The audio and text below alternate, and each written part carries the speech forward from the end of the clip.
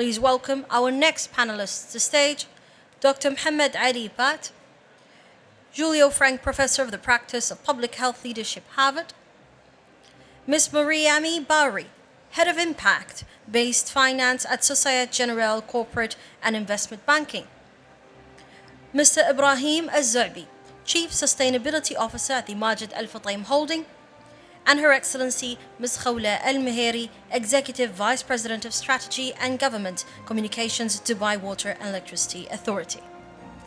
The moderator of the panel,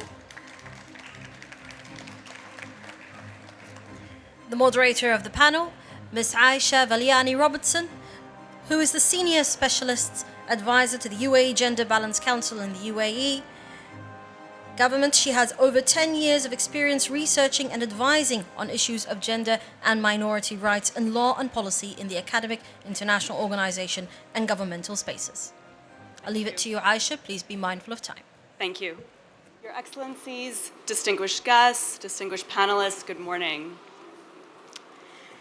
According to the UN Global Compact in the UAE, sustainable partnerships ought to be categorized into 3 categories. The first is philanthropic, the second is transactional, and the third is integrative. And I think, especially after this morning, it's safe to say that to deliver on the SDGs, we must have meaningful partnerships. But, according to the Global Sustainability Database, currently only 24% of cross-sector partnerships actually match these expectations. And all of your focus areas, climate, financing, public health, and policy solutions, demand collaboration to ensure effective problem solving. Essentially, all of you, as members of global councils, have to connect in order to innovate, in order to solve. And so I start with you, Ms. Buri. Thank you for joining us today. Your global council, the Finance Advisory Board, has perhaps the greatest responsibility to actually support SDG implementation in the realm of the global councils. What do you believe the global councils should take into consideration when connecting into the finance ecosystem to fund their projects? So I'm going to be a bit disruptive. Please. And you know, when we think about connecting to the finance ecosystem, we think about financing solutions, you know, sustainability-linked bonds or loans or, you know, financial products, sustainable finance products. And in fact, my advice to the other councils would be not to think about the financing solution first, but to focus on impact first, and to be able to make an impact case about this initiative or project that they want to pursue as part of their council, because where you can demonstrate positive impacts, you can demonstrate value, and if you can demonstrate value, then you have a case to raise finance, because each time financing is made, whether it's you know, a grant or a loan, whether it's public or private, the question is, how do I get my money back? I'm making an investment. How do you convince me that I'll get my money back either in cash to repay the loan or in kind because it's public investment and I want to make sure that I'm bringing value for the people. So I think to be stronger and more efficient in order to raise funding for those initiatives that the various councils are putting together, my first advice would be really to take enough time to identify as many impacts as possible that can be derived from the initiatives that are going to be launched, so have a multi-impact approach, you know, this nexus approach that many of the previous speakers referred to. See how you can also reduce the costs, so make this investment the most efficient possibly, and this can be done by mutualizing solutions, by you know, building on existing initiatives rather than inventing another one that will do, you know, more or less the same as the previous one, but a bit differently. Why not build on what's done already and augment it with some new ideas, some new resources, and demonstrate what is the value that is created, because with this type of material, we are much better equipped to then identify who are the stakeholders, the interested parties that will recognize that value and are ready to invest so that you can, you know, deliver this value, deliver this impact. And with this basis, really, we are better armed to open out networks, because the Finance Advisory Board is really a group of experts from philanthropy, investing, and financing community here to support the other councils, and will be more efficient at doing that if you can make the impact case of your initiatives, so we can mobilize the financing and other resources we have access to. Thank you for that. Continuing on with the thread of financing for impact, Mr. Al-Zubi, I turn to you. Majid Al-Futtaim and your Council on SDG 13 have a series of climate action programs. So I ask you, how do you maintain momentum and action in the private sector, not just to prioritize sustainability, but also to weave it into your overall business interests? Thank you very much, Your Excellency Sheikh Lubna Al-Qasimi, Excellencies, everybody, colleagues. First of all, I would like to acknowledge being in the most, so far, diversified panel. Not only gender, but I think this is well diversified. This is what SDGs stands for. We've been listening since morning about the action and the call for action, and I think one of the things that we managed to identify, be it in the private sector or even within the United Arab Emirates in the public sector, and when it comes to sustainable development, is to acknowledge the success and forthcoming. And this is what we managed to do, keeping the momentum. One, we knew that we succeeded when it comes to my SDG, SDG 13 climate action. We managed to get the attention on the issue and the problem, which means the world, most of the world identified that there is an issue and there is a risk on the business, be it on the private sector and the resources when it comes to the climate issue. So we looked at it from a normalizing the problem and normalizing the solution. So we looked straight of the solution and getting ready for the next step, forecasting both the impact and try to monetize it and try to unify the language we need to use, be it in the private sector and the public sector.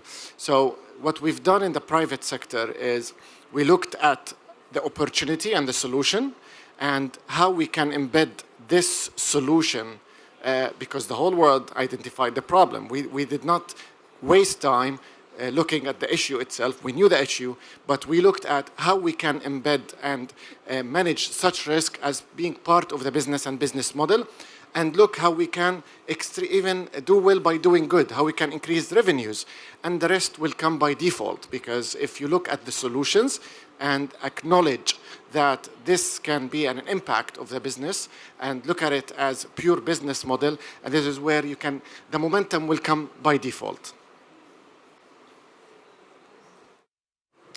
Thank you for that.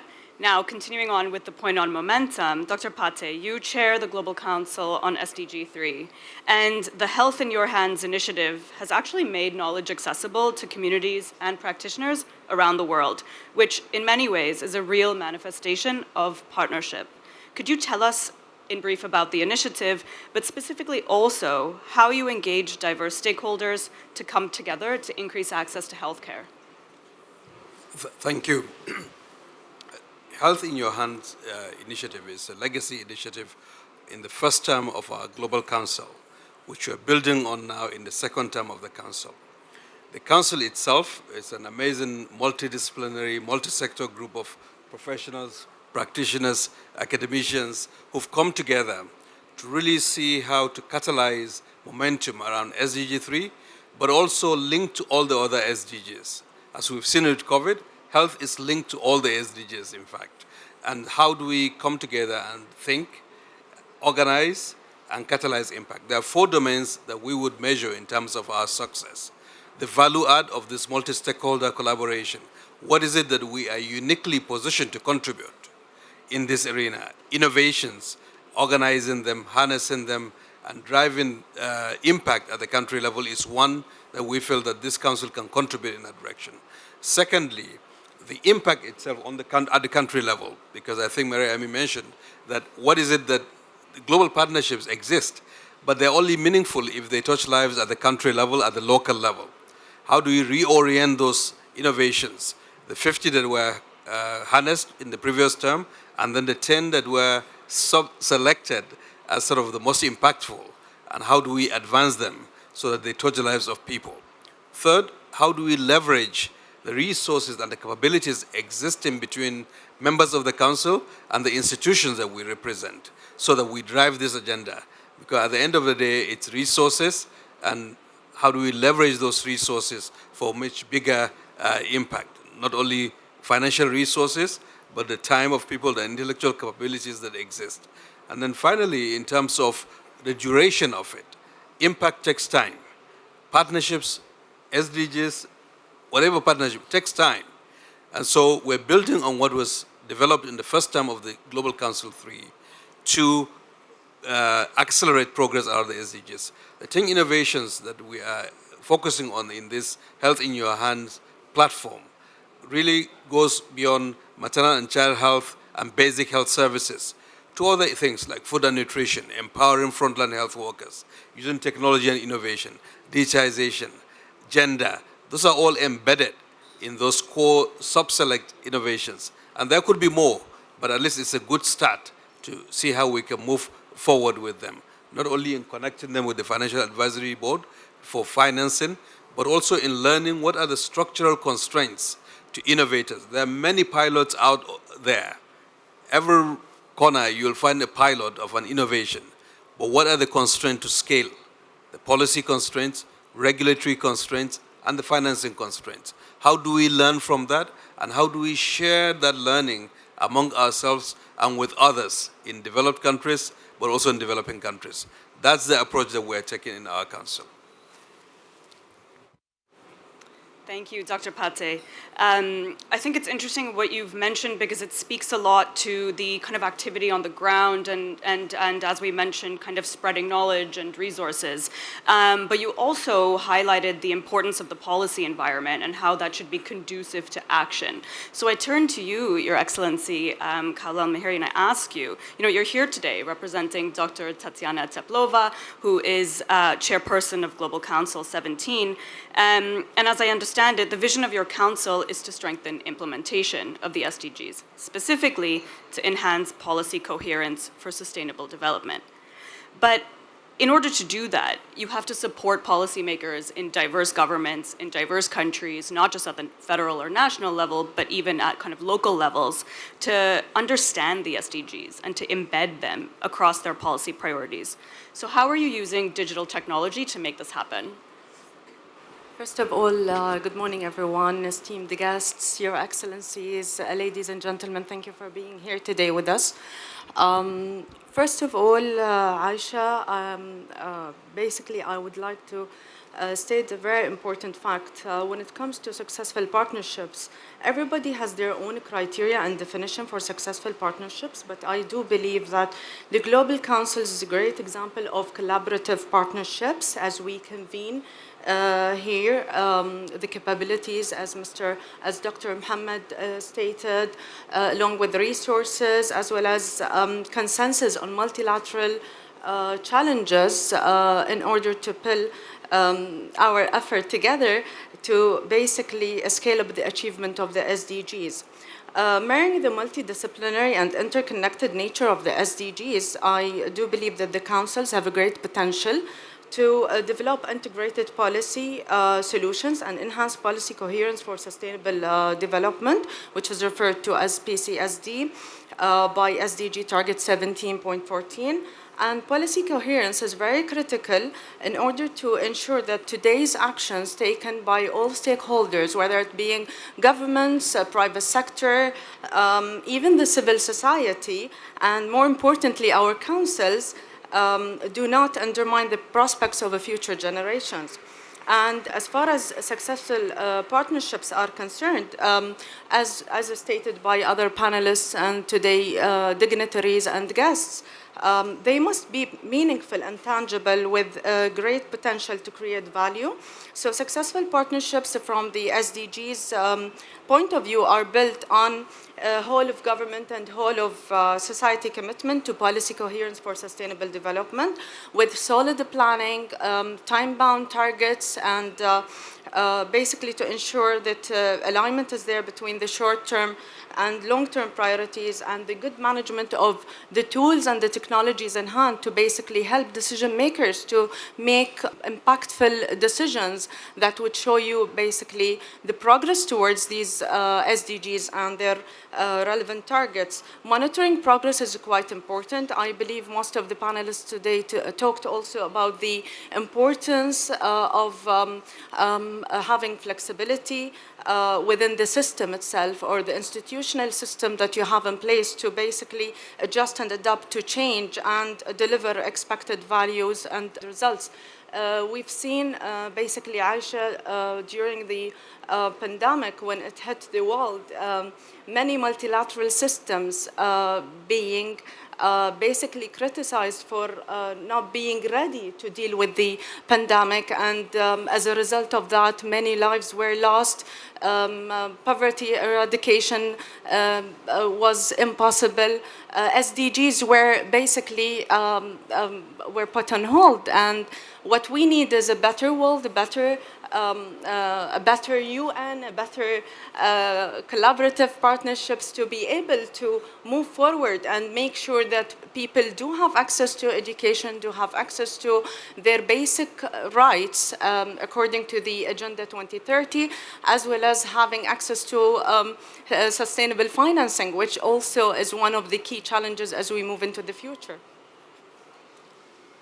Thank you very much, Your Excellency, for that. You said two things that stuck with me, and I'll use them to jump into the final question. You mentioned measuring, the importance of actually measuring success, and monitoring, rather, and you mentioned the need for some freshness, some new ideas to how we address global challenges which are being faced by all of us. So in brief, I'll ask each of you to speak to how you will measure success for each of your global councils. Dr. Pate, please. I think to the extent that we are able to identify pathways for taking innovations to scale and share that knowledge broadly with countries and make that happen in partnership with the countries, that will be success. To the extent that we're able to work with Financial Advisory Council to help those innovators get the resources, that will be success. I think those two metrics, and to the extent that we have fun while doing that as a group, that also will be success, I think. Thank you, Dr. Pate. Ms. Buri. Yes, so I second on the fun thing. I think it's important to have passionate and motivated people and develop trust between those different groups that we are representing here. So success is really having motivated groups working together, and eventually success will be measured by the impact we'll have. So not so much, talking at conferences, but concrete actions that result in impacts that we can track, and having as efficient as possible investments where we achieve multiple impacts and make the best out of the financing and the funding we'll be mobilizing. So we are definitely intending to set ourselves some measurable targets, and we're currently reaching out to the other councils to see what are the projects to be accompanied, and hopefully will be of some help. I think I'll give a very practical measurement that it's been in use, and if you would like to go and call for action, we have ESG. The ESG rating, environment, social, and governance. And this is here, for example, in my group, where we did in the last 2 years a transaction around $2.7 billion based on ESG. Other than we have now TCFDs, KPIs, Science-Based Targets Initiative. We've been talking about it in the Climate Week, and it's endorsed and approved by the Competitiveness Council, by United Nations. So from a private sector perspective, back to your question about the momentum. The momentum is there. We need to scale it up. How we scale it up? We have a measurement tool that we must use. What is the measurement tool? It's an ESG. So technically, I'm talking about a manual, for example, now for climate action that public sector and even CEOs can take, which is the solution is there. We succeeded in identifying the issues, And now we have the platform, which is the SDGs. We just need to succeed in scaling up the solution. How we scale up the solution? Looking at measurements, which is off the shelf. It's already there. We have financial institutions ready. We started to see asset managers globally to shift into SDG or sustainability-related or linked financing platforms. The governments, we are in the World Government Summit, we are talking about SDGs and the presence of we've been presented by ministers, which means the governments are there approving, endorsing. We just need to scale up, and we need to start scaling up the solutions and action instead of talking about the main issue. We have solutions there.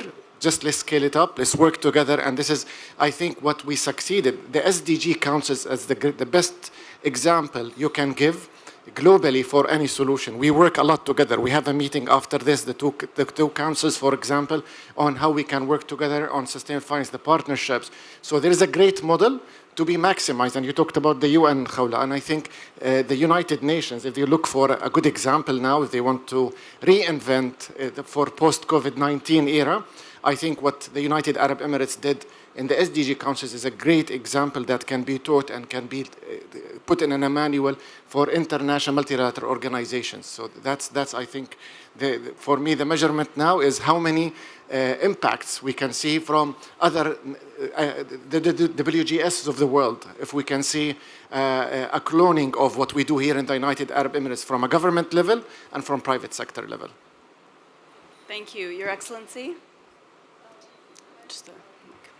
Thank you. Well, I do believe that we can mirror the example set by the UAE here in many countries, and we've seen efforts made by some countries also to institutionalize the SDGs within an integrated system using basically a whole of government and a whole of society approach to implementing policy coherence for sustainable development. The key criteria for success, I would say, from the perspective of the SDGs, is having a clear vision, and the UAE is already has put together the global councils with the intention to integrate that within its system, and we've seen efforts being made by both public as well as private sectors in different aspects of their businesses, where SDGs are being really deeply rooted in their organizational cultures. What we need is basically the more awareness about what we're doing in order to engage basically with the civil society and make sure that it's a truly two-way communication for that.